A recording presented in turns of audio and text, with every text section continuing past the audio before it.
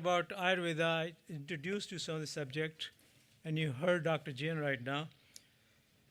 And we talked about the prakriti and doshas a little bit yesterday, so I will not go into that. Some of the other things which I want to talk to you yesterday, I could not because of the shortage of time, so I will talk about that, if it's okay with you. So I'll talk about food, diet. In Ayurveda, diet is not based on protein, fat, carbohydrate, minerals, and fiber, and all those things. Because those things are very good to talk about, and nobody follows them. There's not a single species in the universe which follows that thing. And they are very healthy. And actually, when they become pets, like cats and dogs, and we gave them the diet we think are the good diet, these are the only two animal species which are obese because they follow our diet. You won't find any other obese animals. So it just tells you the knowledge we have about diet. In Ayurveda, the diet is based on taste. And taste is very important. And you pick different restaurants because you like the different taste. The second thing is very important is the quality of food.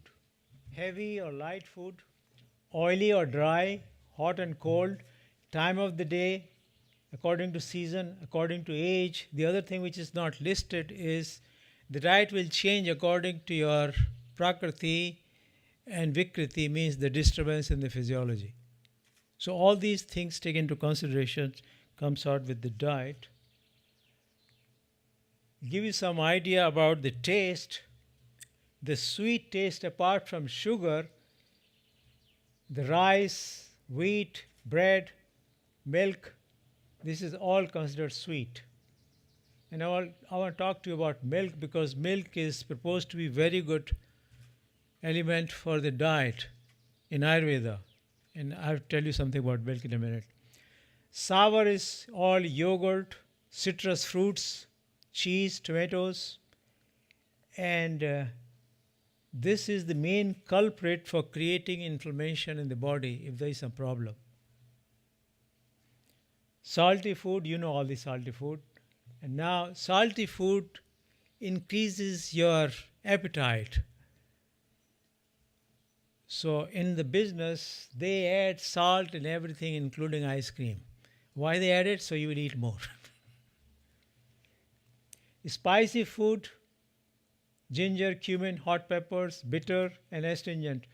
So sweet, sour, salty, give you a little bit example, are good for balancing disturbance in vata, and pungent, bitter, and astringent is good for balancing kapha. And just the reverse, if you go for sweet, sour, and salty, it will disturb the kapha, and if you go for pungent, bitter, and astringent, it will disturb the vata. It's a very elaborate system of diet. I will not go into detail, otherwise it will create indigestion right now. So let's talk about milk. Milk is proposed to be very good thing in Ayurveda. But milk is not same because it comes in different cows. And I'll tell you about something about the cows. There are two kinds of cows, A1 and A2. In US and in Europe, most of the cows are A1. And majority of those are the Holstein cows, which is the black and white patches. They give a lot of milk. So they're very popular. Eastern Europe, but now they are converting into the A1 cows. And in India and Africa, they have A2 cows, which are different, completely different cows, and the milk is completely different. So when somebody says milk is good for you, drink it, you have to know the source of the milk. Every milk is not same. So what is the difference? In the A1 cows, the cow's milk contains fat and protein and mostly water. The protein is small amount, and which is casein. The casein in A1 cows has naturally mutated. It is not normal casein in A1 cows. And when you drink that milk, it creates a small fragment instead of going into great detail in chemistry, that fragment attaches to receptors, opioid receptors in the gut and the brain and the different part of the system, and creates a lot of problem.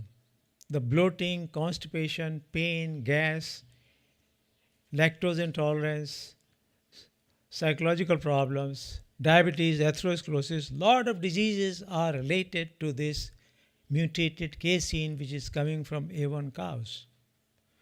Now, whether you drink milk or yogurt or cream or ice cream, they all have protein.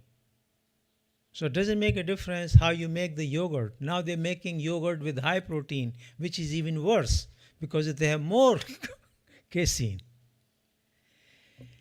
The only thing which does not have the protein will be ghee, the clarified butter, because you filter it out, the casein is not there. So ghee is okay. This mutation occurs naturally. The other cows is the A2 cows, which are grass-fed cows in India. They have natural casein, which does not produce these problems. So I know a lot of Indians who have told me they go from US to India and they have a lot of problems in the gastric area and all those areas, emotional areas. When they go, stay there 3 or 4 weeks, they feel fine. There's no problem. They come back and they again have problems. So we change their milk and things go away. In New Zealand, they have both cows. Actually, in US also, they are trying to convert, some companies are convert into genetically modifying to make it to A2 cows. A2 cows don't give that much milk like A1 cows. So in New Zealand, they have both cows, and one guy wrote that he had lactose intolerance. He switched to A2 cows. He said, let me try it, what happens. His lactose intolerance went away. So he thought maybe this is a placebo effect. I'm just thinking that's what's happening. So he switched again. It came back. So he switched back. So this thing is not widely known, that there is a difference in the milk because of the nature of the cows. So when you get, okay, I'm getting the milk which is organic milk, it doesn't make a difference. The casein which is mutated is still there. If you take this organic milk, actually you avoid some of these toxins and herbicides and pesticides, which is good. But if you don't have that, you take natural milk, you have all the herbicide, pesticides, plus mutated casein. Some people can take it, don't get problem. A lot of people get problem and they don't even know that they're having problem. The same problem is happening with, you have heard of celiac disease, which is related to gluten and causes a lot of gastric problems because it damages the small bowel. So they cannot properly absorb the nutrients. And celiac disease manifestations are not limited to gut. They go beyond gut. They can affect your thyroid gland and other areas of the body, the skin and the bones and everything. So unless you are aware of that problem, you will not get it. Now we are finding out there are a lot of people who, if you do the testing, they are not positive for celiac disease, but they have similar problems. So what is happening? The wheat which is grown is modified to give you more protein. Genetically modified. So the wheat which we consume has more protein. And what is the protein in the wheat? It's gluten. When you are taking more gluten, the body is unable to digest. Some people can digest, other people cannot digest. They have a lot of problems. And one of the problems which is rampant, and at least in US, is obesity. All of a sudden, people are not eating more. They were eating before, they are still eating the same thing. What is happening is, when you have damage caused by this is non-celiac gluten sensitivity. So the gut is damaged. Very small portion of gut is left which is not damaged. And there was a surgeon who was dealing with the extreme obese patients. He was doing all this surgery. He said, I'm really not treating. This is all symptomatic. What is going on? So he started looking at the biopsies before. So he found damage in the small villi, in the small bowel. So he said, this is similar to celiac. So he said, let me try giving them gluten-free diet. And if they don't improve, then we'll go for surgery. Just doing that, they improved. They start losing weight. What was going on when your small bowel is damaged, you eat food, you're not getting enough nutrients. So your physiology does not get the nutrients which the body needs. So the message goes, I didn't get enough. So you want to eat more. So eat more because there's only small area of the gut which is available which can absorb the nutrients. You are always deficient. So eating much more which results in obesity. So one of the areas to reduce obesity, put them on gluten-free diet first. The other thing which causes a lot of problem is sucrose, corn starch, this is everywhere, which raises the sugar, which increases the insulin. Your sugar comes down, and then you feel hungry, so you become a yo-yo. It's going like this. So you have to stop that sugar also. So how you eat, what you eat is also very important. And the milk thing, which I'm telling you because you hear that milk is very important in Ayurveda, milk is associated with joint problem, with sinus problem, with a lot of problems. And I think this is because of this. The other thing is milk contains protein which is tightly packed. And unless the milk is boiled, the proteins don't spread out, so it can be acted on by the enzymes. So this idea of taking out milk from the fridge and drinking right away, it does not really work on the proteins properly. That also causes a lot of problems. So milk should always be boiled before it is consumed. And if you have some problem with lactose and all those things, if you add a little bit turmeric and a little bit ginger, then drink it, it helps tremendously and it finally goes away. So that thing I thought really important because a lot of people propose drink more milk and all those things, not realizing that can be toxic to your health also. Now, after you eat the meals, the plasma-like substance which is created, which is known as rasa, these are the dhatus which sustains the tissues in the body, which is turned into blood, which is converted into muscle, fat, bone marrow, and sucral ovum. At each stage, there is a metabolic activity which is happening, and there is a substance which is created which is known as ojas. 8 different type of ojas which is described and is formed at each stage, which is very important, ojas. It is a product of perfect digestion. And ojas is very important because ojas is the substance, is a material substance. Consciousness is non-material. Ojas facilitates the flow of consciousness in the physiology. So if you don't have ojas, consciousness is hampered. And if the ojas is depleted, when this AIDS problem started, ojas was depleted.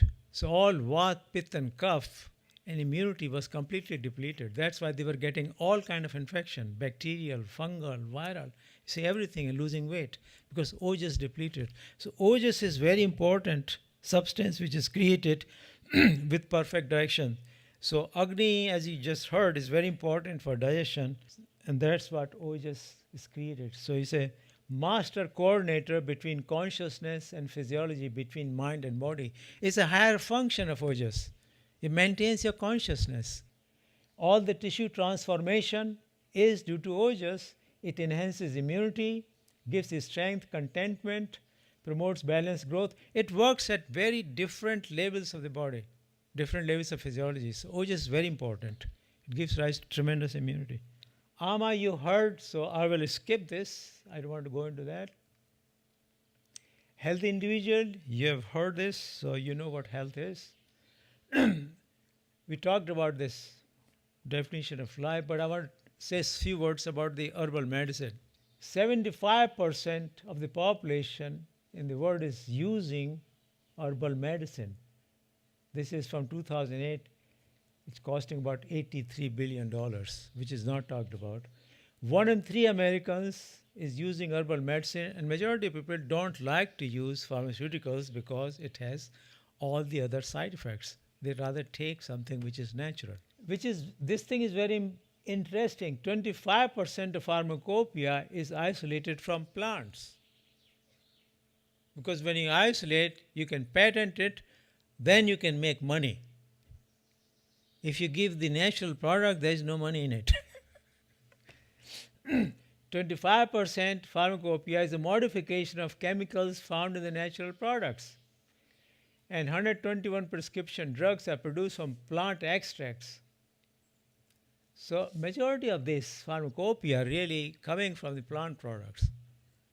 Major pharmaceutical companies goes to different countries, third world countries, and find out what are these traditional peoples are using, which are useful, take it, try to extract, find out the active ingredient, sell it. This is how system works. I'll give you some examples. Dravya Guna is a whole subject in Ayurveda. I'll give you example of some of the preparations which are used. You heard of ashwagandha? It maintains your immunity. It promotes your cognition, stabilizing, anti-inflammatory, rejuvenating. It is the best herb for somebody who is disturbed vata, for anxiety, pressure, tension. Ashwagandha is very good for that. It also has anti-tumor properties, enhances immunity. Now there are several herbs which increase, it's not a total list, which increase immunity. So if somebody is undergoing treatment or chemotherapy and want to support, you can add some of these things for increasing immunity, because in chemotherapy, in cancer, your immunity goes down. Ashwagandha, Shatavari, Guduchi is very good, Tulsi and Neem. Neem is very important. Neem is antibacterial, anti-parasite, antiviral. It's natural. It's also anti-diabetic. Turmeric is a golden spice. A lot of people probably know turmeric is, but probably don't know how powerful this turmeric is. It has anti-cancer properties. It prevents the formation of tumor. If the tumor is formed, it will prevent the spread of the tumor. How the tumor spreads the formation of new blood vessels, angiogenesis. It stops angiogenesis. It prevents the DNA damage and prevents the tumor formation. We talked about this. It's anti-inflammatory, and all these enzymes which are used to create inflammation, it stops that. It's antioxidant. It prevents the liver damage, antibacterial, antifungal, promotes wound healing, decreases bad cholesterol and triglycerides. It prevents thrombosis, prevents lipid peroxidation, and aortic streak, this atherosclerosis, and beta amyloid injury, which is in Alzheimer's disease, at least in animals, had been found to be preventing that. So anybody can take turmeric. And when you cook with this spice, is very good. So you are ongoing preventing, helping your system. But in disease states, you need more than that. The only thing is everybody cannot take turmeric on empty stomach, because it can irritate the stomach. So we always advise to take after meals. And take it with some aloe vera juice, which is very cooling, or a small amount of warm milk. You mix it about half to 3/4 of 1 teaspoonful, depending on your size and weight and all those things, twice a day. And it's very helpful. The other herbs which I took it out because I was told to take out a lot of slides is cumin and coriander, which are very good. They are also anti-diabetic properties, and they also prevent diabetes and also prevent cholesterol and all those things, and good for digestion. So all these spices and all these herbs, when they are added and used every day, they are very powerful and very good. So there are other speakers who want more time than I'm going to talk about, because I already talked, so I will let them have more time to talk about it. Thank you very much.